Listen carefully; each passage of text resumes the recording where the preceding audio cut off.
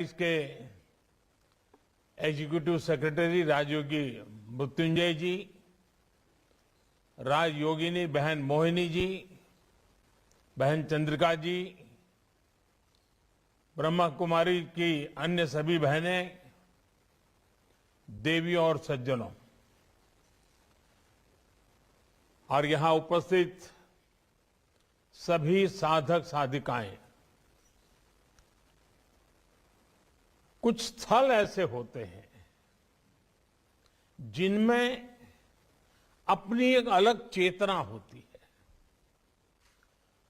ऊर्जा का अपना ही एक अलग प्रवाह होता है। ये ऊर्जा उन महान व्यक्तित्वों की होती है जिनकी तपस्या से वन, पर्वत, पहाड़ भी जागृत हो उठते हैं। मानवीय प्रेरणाओं का केंद्र बन जाते हैं। माउंट आबू की आभा भी दादा लेखराज और उन जैसे अनेकों सिद्ध व्यक्तित्वों की वजह निरंतर बढ़ती रही है। आज इस पवित्र स्थान से ब्रह्मा कुमारी संस्था के द्वारा आजादी के अमृत महोत्सव से स्वर्णिम भारत की ओर एक बहुत बड़े अभियान का प्रारंभ हो रहा है। इस कार्यक्रम में स्वर्णिम भारत के लिए भावना भी है, साधना भी है। इसमें देश के लिए प्रेरणा भी है और ब्रह्मा कुमारियों के प्रयास भी हैं। मैं देश के संकल्पों के साथ, देश के सपनों के साथ निरंतर जुड़े रहने के लिए ब्रह्मा कुमारी परिवार का बहुत बहुत अभिनंदन करता हूं। आज के इस कार्यक्रम में दादी जानकी, राजयोगिनी दादी हृदय मोहिनी जी सशरीर हमारे बीच उपस्थित नहीं है। मुझ पर उनका बहुत स्नेह था। आज के इस आयोजन पर मैं उनका आशीर्वाद भी महसूस कर रहा हूं। साथियों, जब संकल्प के साथ साधना जुड़ जाती है,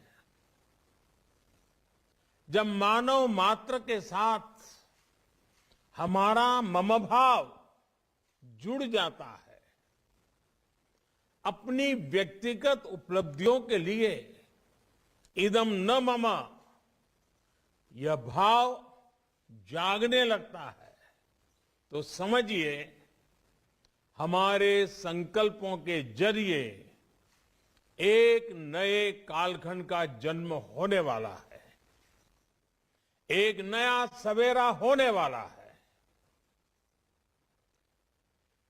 सेवा और त्याग का यही अनुभव आज अमृत महोत्सव में नए भारत के लिए उमड़ रहा है। इसी त्याग और कर्तव्य भाव से करोड़ों देशवासी आज स्वर्णिम भारत की नींव रख रहे हैं। हमारे और राष्ट्र के सपने अलग अलग नहीं है। हमारी निजी और राष्ट्रीय सफलताएं अलग अलग नहीं है। राष्ट्र की प्रगति में ही हमारी प्रगति है। हमसे ही राष्ट्र का अस्तित्व है और राष्ट्र से ही हमारा अस्तित्व है। ये भाव, ये बोध नए भारत के निर्माण में हम भारतवासियों की सबसे बड़ी ताकत बन रहा है। आज देश जो कुछ कर रहा है उसमें सबका प्रयास शामिल है।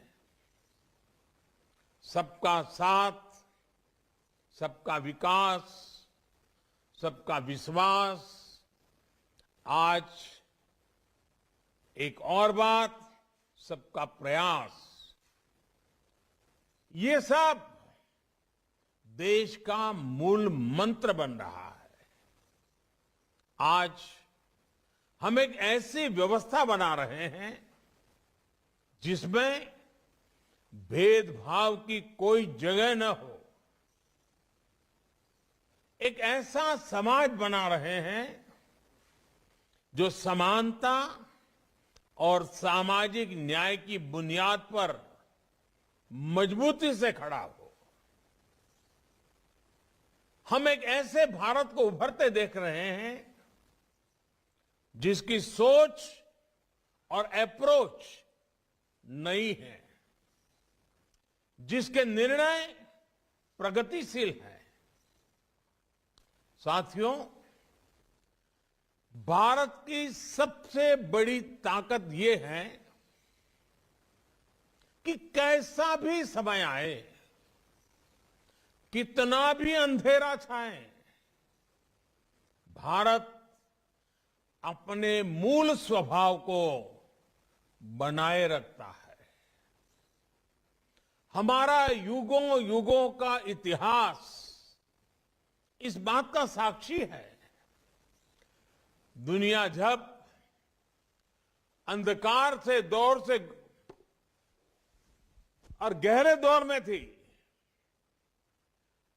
महिलाओं को लेकर पुरानी सोच में जकड़ी थी, तब भारत मातृशक्ति की पूजा देवी के रूप में करता था। हमारे यहां गार्गी, मैत्रेयी, अनसुईया, अरुंधति और मदालसा जैसी विदुषियां समाज को ज्ञान देती थी।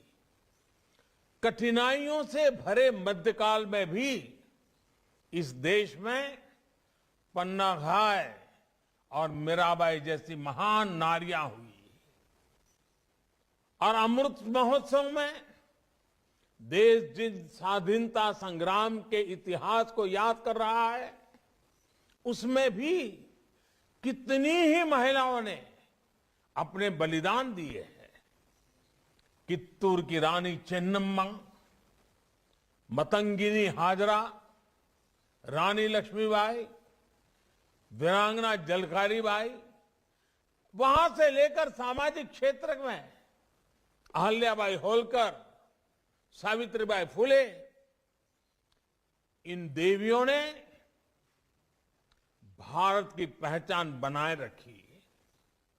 आज देश लाखों स्वाधीनता सेनानियों के साथ आजादी की लड़ाई में नारी शक्ति के इस योगदान को याद कर रहा है और उनके सपनों को पूरा करने का प्रयास कर रहा है। और इसलिए आज सैनिक स्कूलों में पढ़ने वाले का बेटियों का सपना पूरा हो रहा है। अब देश की कोई भी बेटी राष्ट्र रक्षा के लिए सेना में जाकर महत्वपूर्ण जिम्मेदारियां उठा सकती है। महिलाओं का जीवन और कैरियर दोनों एक साथ चले, इसके लिए मातृ अवकाश को बढ़ाने जैसे फैसले भी किए गए हैं। देश के लोकतंत्र में भी महिलाओं की भागीदारी बढ़ रही है। 2019 के चुनाव में हमने देखा कि किस तरह पुरुषों से ज्यादा महिलाओं ने मतदान किया। आज देश की सरकार में बड़ी बड़ी जिम्मेदारियां महिला मंत्री संभाल रही है और सबसे ज्यादा गर्व की बात है कि अब समाज इस बदलाव का नेतृत्व खुद कर रहा है। हाल के आंकड़ों से पता चला है कि बेटी बचाओ बेटी पढ़ाओ अभियान इसकी सफलता से वर्षों बाद देश में स्त्री पुरुष का अनुपात भी बेहतर हुआ है। ये बदलाव इस बात का स्पष्ट संकेत है कि नया भारत कैसा होगा, कितना सामर्थ्यशाली होगा। साथियों, आप सभी जानते हैं कि हमारे ऋषियों ने उपनिषदों में तमसो मां ज्योतिर्गमय मृत्युर्मा अमृतगमय इसकी प्रार्थना की है। यानी हम अंधकार से प्रकाश की ओर बढ़ें, मृत्यु से परेशानियों से अमृत की ओर बढ़ें। अमृत और अमरत्व का रास्ता बिना ज्ञान के प्रकाशित नहीं होता। इसलिए अमृत काल के ये समय हमारे ज्ञान, शोध और इनोवेशन का समय है। हमें एक ऐसा भारत बनाना है जिसकी जड़ें प्राचीन परंपराओं और विरासत से जुड़ी होगी और जिसका विस्तार आधुनिकता के आकाश में अनंत तक होगा। हमें अपनी संस्कृति, अपनी सभ्यता, अपने संस्कारों को जीवंत रखना है। अपनी आध्यात्मिकता को, अपनी विविधता को संरक्षित और संवर्धित करना है और साथ ही टेक्नोलॉजी, इंफ्रास्ट्रक्चर, एजुकेशन, हेल्थ की संस्थाओं को निरंतर आधुनिक भी बनाना है। देश के इन प्रयासों में आप सभी की, ब्रह्मा कुमारी जैसी आध्यात्मिक संस्थाओं की बड़ी भूमिका है। मुझे खुशी है कि आप आध्यात्म के साथ साथ शिक्षा, स्वास्थ्य और कृषि जैसे कई क्षेत्रों में कई बड़े बड़े काम कर रहे हैं और आज जिस अभियान को आरंभ कर रहे हैं आप उसे ही आगे बढ़ा रहे हैं। अमृत महोत्सव के लिए आपने कई लक्ष्य भी तय किए हैं। आपके ये प्रयास देश को अवश्य एक नई ऊर्जा देंगे, नई शक्ति देंगे। आज देश किसानों को समृद्ध और आत्मनिर्भर बनाने के लिए ऑर्गेनिक फार्मिंग और नेचुरल फार्मिंग, प्राकृतिक खेती की दिशा में प्रयास कर रहा है। खान पान, आहार की शुद्धता को लेकर हमारी ब्रह्मा कुमारी बहनें समाज को लगातार जागरूक करती रही है। लेकिन गुणवत्तापूर्ण आहार के लिए गुणवत्तापूर्ण उत्पादन भी जरूरी है। इसलिए ब्रह्मा कुमारी नेचुरल फार्मिंग को प्रमोट करने के लिए, प्राकृतिक खेती को बढ़ावा देने के लिए एक बहुत बड़ी प्रेरणा बन सकती है। कुछ गांवों को प्रेरित करके ऐसे मॉडल खड़े किए जा सकते हैं। इसी तरह क्लीन एनर्जी के और पर्यावरण के क्षेत्र में भी दुनिया को भारत से बहुत अपेक्षाएं हैं। आज क्लीन एनर्जी के कई विकल्प विकसित हो रहे हैं। इसे लेकर भी जन जागरण के लिए बड़े अभियान की जरूरत है। ब्रह्मा कुमारी ने तो सोलर पावर के क्षेत्र में सबके सामने एक उदाहरण रखा है। कितने ही समय से आपके आश्रम की रसोई में सोलर पावर से खाना बनाया जा रहा है। सोलर पावर का इस्तेमाल ज्यादा से ज्यादा लोग करें, इसमें भी आपका बहुत सहयोग हो सकता है। इसी तरह आप सभी आत्मनिर्भर भारत अभियान को भी गति दे सकते हैं। वोकल फॉर लोकल, स्थानीय उत्पादों को प्राथमिकता देकर इस अभियान में मदद हो सकती है। साथियों, अमृत काल का ये समय सोते हुए सपने देखने का नहीं, बल्कि जागृत होकर अपने संकल्प पूरे करने का है। आने वाले 25 साल परिश्रम की पराकाष्ठा, त्याग, तप, तपस्या के 25 वर्ष हैं। सैकड़ों वर्षों की गुलामी में हमारे समाज ने जो गंवाया है, ये 25 वर्ष का कालखंड उसे दोबारा प्राप्त करने का है। इसलिए आजादी के इस अमृत महोत्सव में हमारा ध्यान भविष्य पर ही केंद्रित होना चाहिए। साथियों, हमारे समाज में एक अद्भुत सामर्थ्य है। ये एक ऐसा समाज है जिसमें चिर पुरातन और नित्य नूतन व्यवस्था है। हालांकि इस बात से कोई इनकार नहीं कर सकता कि समय के साथ कुछ बुराइयां व्यक्ति में भी, समाज में भी और देश में भी प्रवेश कर जाती है।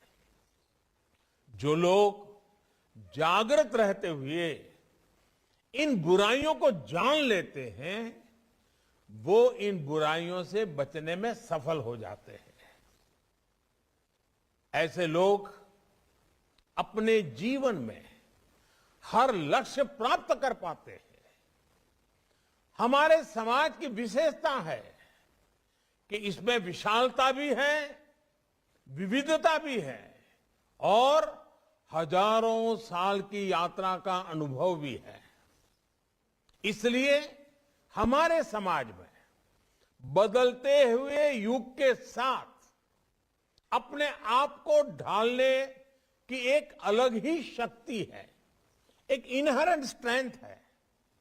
हमारे समाज की सबसे बड़ी ताकत यह है कि समाज के भीतर से ही समय समय पर इसे सुधारने वाले पैदा होते हैं और वो समाज में व्याप्त बुराइयों पर कुठाराघात करते हैं। हमने ये भी देखा है कि समाज सुधार के प्रारंभिक वर्षों में अक्सर ऐसे लोगों को विरोध का भी सामना करना पड़ता है, कई बार तिरस्कार भी सहना पड़ता है। लेकिन ऐसे सिद्ध लोग समाज सुधार के काम से पीछे नहीं हटते, वो अडिग रहते हैं। समय के साथ समाज भी उनको पहचानता है, उनको मान सम्मान देता है और उनकी सीखों को आत्मसात भी करता है। इसलिए साथियों, हर युग के कालखंड के मूल्यों के आधार पर समाज को सजग रखना, समाज को दोष मुक्त रखना, ये बहुत अनिवार्य है और निरंतर करने वाली प्रक्रिया है। उस समय की जो भी पीढ़ी होती है, उससे ये दायित्व निभाना ही होता है। व्यक्तिगत तौर पर हम लोग संगठन के तौर पर भी ब्रह्मा कुमारी जैसे लाखों संगठन ये काम कर रहे हैं। लेकिन हमें ये भी मानना होगा कि आजादी के बाद के 75 वर्षों में हमारे समाज में, हमारे राष्ट्र में एक बुराई सबके भीतर घर कर गई है। ये बुराई है अपने कर्तव्यों से विमुख होना, अपने कर्तव्यों को सर्वोपरि न रखना। बीते 75 वर्षों में हमने सिर्फ अधिकारों की बात करते रहे, अधिकारों के लिए झगड़ते रहे, जूझते रहे, समय भी खपाते रहे।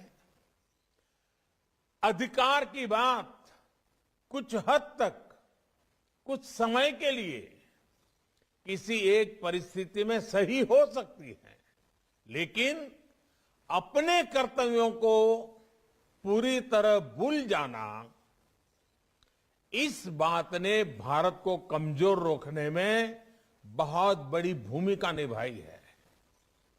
भारत ने अपना बहुत बड़ा समय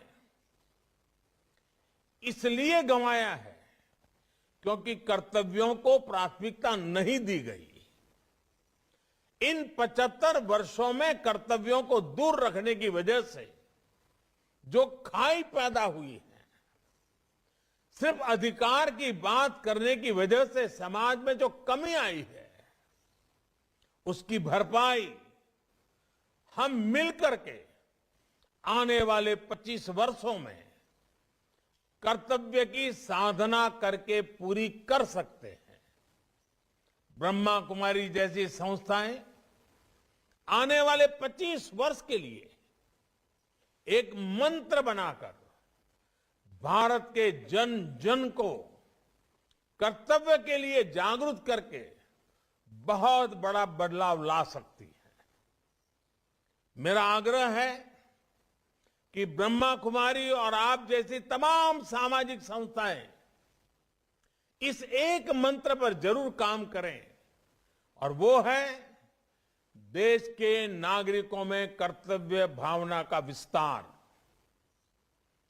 आप सभी अपनी शक्ति और समय जन जन में कर्तव्य बोध जागृत करने पर जरूर लगाएं, और ब्रह्मा कुमारी जैसी संस्थाएं जिस तरह दशकों से कर्तव्य के पथ पर चल रही है, आप लोग ये काम बहुत आसानी से कर सकते हैं। आप लोग कर्तव्य में रचे पचे, कर्तव्य में रचे बसे, कर्तव्य का पालन करने वाले लोग हैं। इसलिए जिस भावना के साथ आप अपनी संस्था में काम करते हैं, उस कर्तव्य भावना का विस्तार समाज में हो, देश में हो, देश के लोगों में हो। ये आजादी के इस अमृत महोत्सव पर आपका देश को सबसे उत्तम उपहार होगा। आप लोगों ने एक कहानी जरूर सुनी होगी। एक कमरे में अंधेरा था, तो उस अंधेरे को हटाने के लिए लोग अपने अपने तरीके से अलग अलग काम कर रहे थे। कोई कुछ कर रहा था, कोई कुछ कर रहा था, लेकिन किसी समझदार ने जब एक छोटा सा दिया जला दिया तो अंधकार तुरंत दूर हो गया। वैसे ही ताकत कर्तव्य की है।